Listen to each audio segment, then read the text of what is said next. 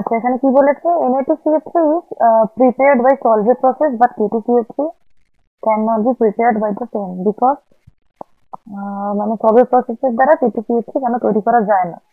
K2CO3 is highly soluble in H2O, option গুলো দেখে নিই। KHCO3 is appreciably soluble, KHCO3 is sparingly soluble, and KHCO3 decomposable. আচ্ছা, আগে রিঅ্যাকশনটা দেখি কি হয়।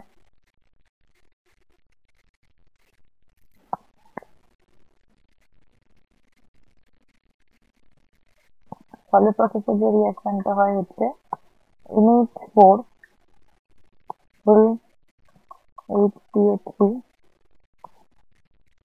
plus KCl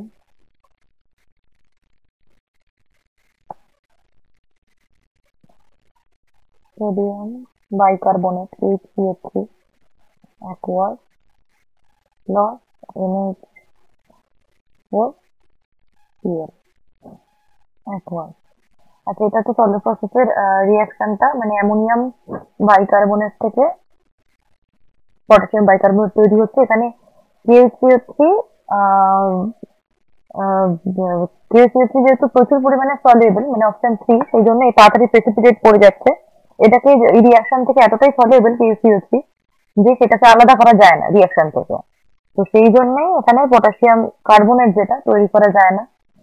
হ্যাঁ, বেশি কিছু বলার নেই। এই হচ্ছে রিঅ্যাকশন সলিড প্রসেসের। এখান থেকে KCO3 তৈরি হচ্ছে, পটাশিয়াম বাইকার্বনেট তৈরি হচ্ছে, সেটা অ্যাপ্রিসিয়েবলি সলিউবল রিঅ্যাকশনের মধ্যে।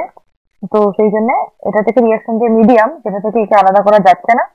সেই জন্য KCO3 এইভাবে এই প্রসেসে সেম ভাবে বানানো যায় না। Thank you.